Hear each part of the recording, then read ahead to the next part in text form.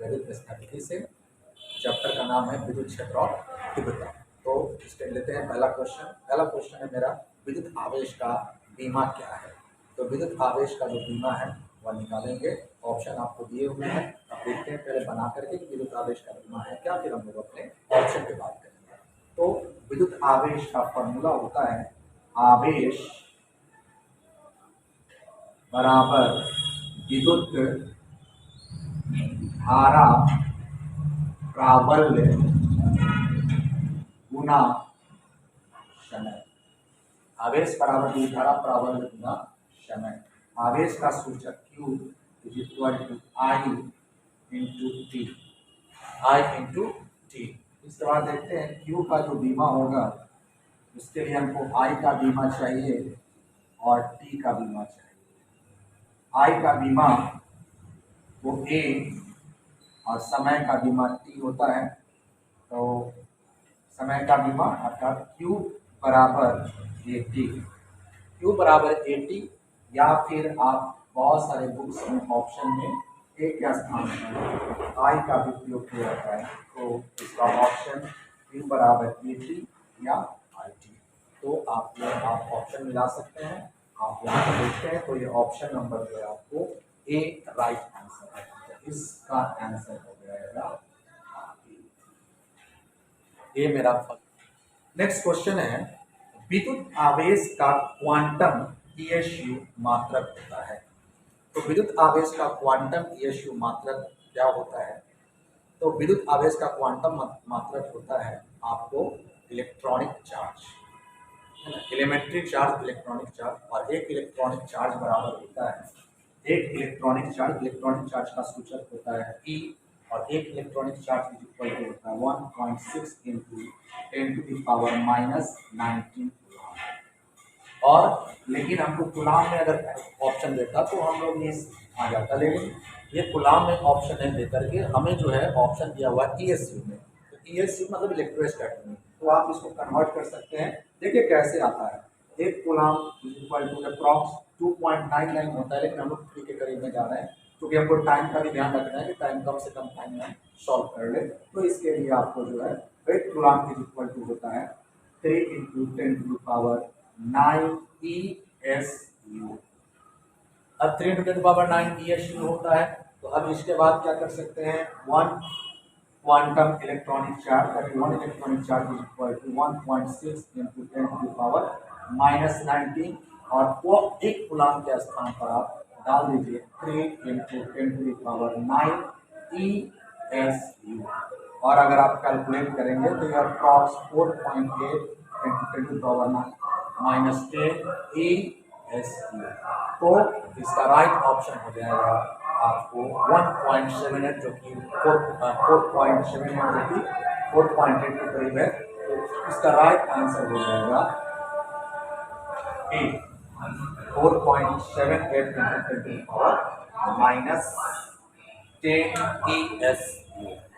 हम लोग next question है मेरा कि एक कूलम आवेश बराबर होता है।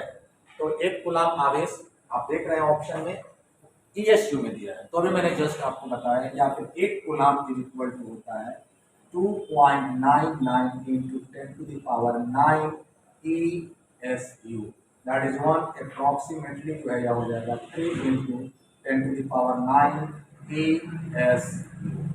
तो मेरा राइट आंसर होगा इसमें 3 इंटू 10⁻⁹ ESU, ऑप्शन ए। आपको ऑप्शन याद नहीं रखना है, आपको ये याद रखना है। हो सकता है कि ऑप्शन चेंज हो जाए, एक की जगह पर बी डाल दे, एक के स्थान पर बी डाल दे।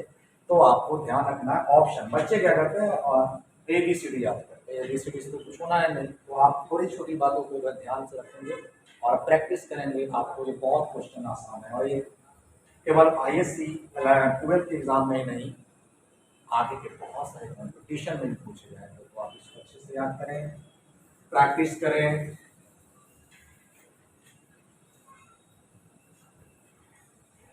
नेक्स्ट क्वेश्चन है, एक ही पदार्थ के दो धातु के गोले A तथा B दिए गए हैं। एक ही पदार्थ के दो धातु के गोले हैं A और B दिया गया है। एक पर प्लस क्यू आवेश तथा दूसरे पर माइनस क्यू आवेश दिया जाता है। तो दो पदार्थ, एक ही पदार्थ के पिंड है, एक है ए, दूसरा है बी। तो एक पे पॉजिटिव चार्ज, दूसरा पे निगेटिव चार्ज, एक पे धन आवेश, एक पे ऋण आवेश।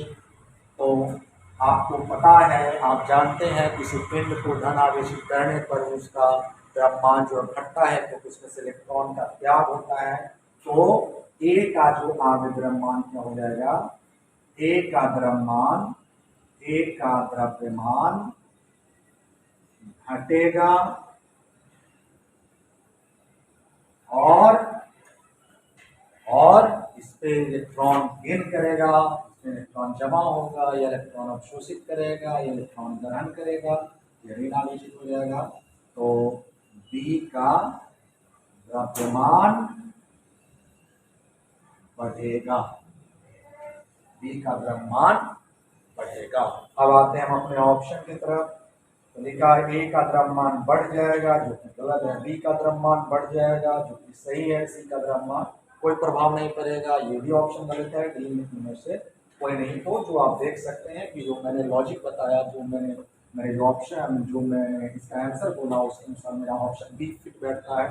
तो आंसर इसका हो जाएगा बी।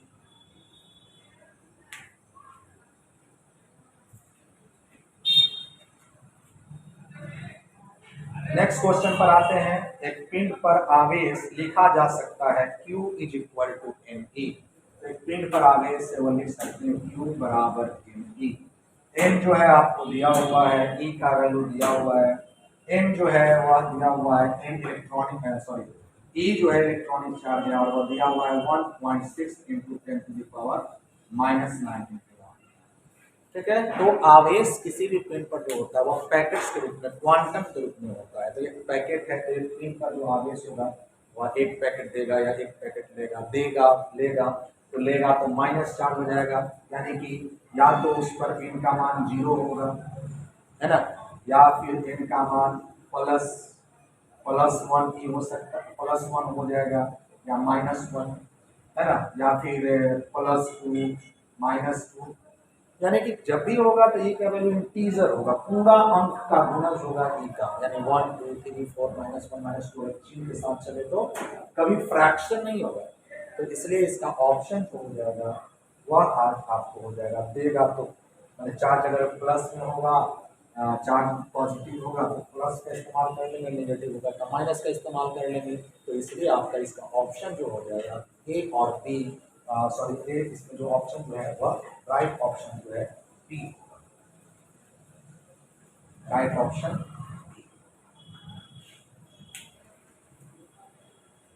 नेक्स्ट क्वेश्चन मेरा है, किसी अनावेशित वस्तु पर एक कूलम्ब आवेश होने के लिए उनमें से निकाले गए इलेक्ट्रॉन की संख्या होगी।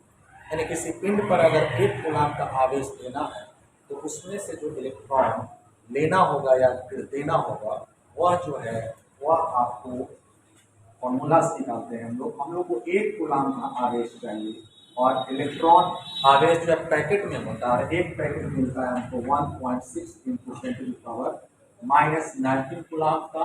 तो हमें निकालना है कितना इलेक्ट्रॉन से हमको मिल जाएगा। तो Q इज इक्वल टू हो जाएगा Ne, इसलिए N बार इज इक्वल टू Q/3।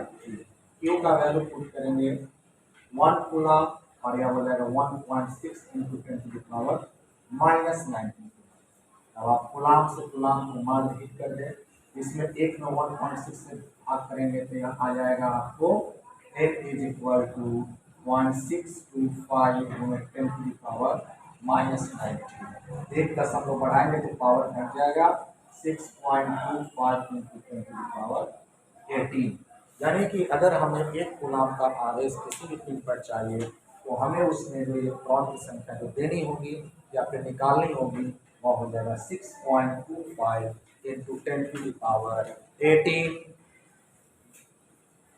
तो ये मेरा जो राइट ऑप्शन है वह ऑप्शन जो है आपको ए होगा, तो इसका ऑप्शन है। नेक्स्ट क्वेश्चन है मेरा, एक स्टेट कूलाम कितने कूलाम के बराबर होता है? तो एक कूलाम जो है वो होता है आपको ऑप्शन के अनुसार 3 इंटू 10⁻9 ESU। इसे आप लिख सकते हैं 3 इंटू 10⁻9 इंटू 1 ESU। अगर आप इसे नीचे ले आते हैं 1 coulomb by 3 into 10⁻9 is equal to 1 ESU। Okay, अब इसके बाद ऑप्शन के अनुसार चल रहे हैं तो पावर को इसको नीचे से ऊपर ले जाएं, 1/3 into 10⁻⁹ coulomb is equal to 1 ESU। यानी कि एक ESU बराबर होता है 1/3 गुना 10⁻⁹ कूलाम। तो आप देख सकते हैं इसमें आपका ऑप्शन कौन है? ऑप्शन आपका है डी। तो इसका राइट आंसर हो जाएगा डी। बच्चों, अगर आपको न्यूमेरिकल बनाना हो तो सबसे आसान तरीका अपनाएं और इजी वे में कैलकुलेशन करें, आंसर अवश्य मिलेगा।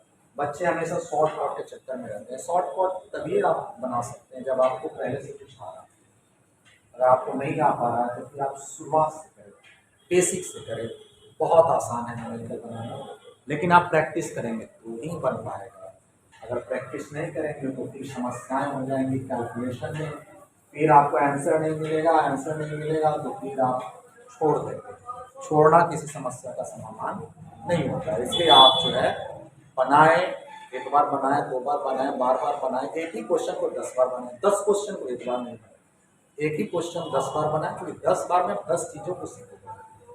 10 क्वेश्चन बनाओगे एक बार में तो कुछ भी नहीं सीख पाओगे। तो जब तक कॉन्सेप्ट आपका क्लियर नहीं हो, बार बार क्वेश्चन को आप बनाते रहिए और सीखने का प्रयास करिए। केवल बनाने का प्रयास मत करिए, उसमें से क्या सीखने को मिलेगा और इस चीज को दिमाग में रखिए, आगे आपको वो बहुत हेल्प करेगा। ठीक है, नेक्स्ट क्वेश्चन पे हम आते हैं। अगला क्वेश्चन है मेरा, किसी अचालक पदार्थ के गोले को आवेश देने पर, अगर कोई अचालक पदार्थ है और आप उसे आवेश देंगे तो क्या होगा? जैसे एक प्लास्टिक है, प्लास्टिक का गेंद है, अगर हम उसे आवेश देंगे तो जिस स्थान पे प्लास्टिक का आवेश को गेंद देंगे वह आवेश उसी स्थान पर जमा हो जाएगा, है ना। कुचालक का एक विशेषता होता है कि वह आवेश को वितरित नहीं कर पाता है। चालक की विशेषता होती है कि वह आवेश करने पर वह अपने सतह पर आवेश को वितरित करता है। तो आवेश जिस स्थान पर होगा उसी स्थान पर जो है वह कायम रहेगा, या चूंकि कुचालक है, प्लास्टिक है, अचालक है, तो इसका ऑप्शन जो है सतह पर वितरित होता है, तो गलत है। सतह पर तो फैलेगा नहीं। दूसरा है सतह के अलावा अंदर भी वितरित होता है, जो वितरित मतलब सतह के बाहर और अंदर आने का सवाल ही नहीं है। सी ऑप्शन है केवल भीतर वितरित होता है, तो ये भी गलत आंसर है। ठीक है, भीतर वितरित नहीं होगा। और डी है कोई नहीं। तो ये जो है इसका आंसर होगा कोई नहीं। जहाँ पे आवेश देंगे वहीं पर रह जाएगा, ये आवेश वितरित नहीं होगा, मतलब फैलेगा नहीं। ओके, तो इसका राइट आंसर हो जाएगा जी।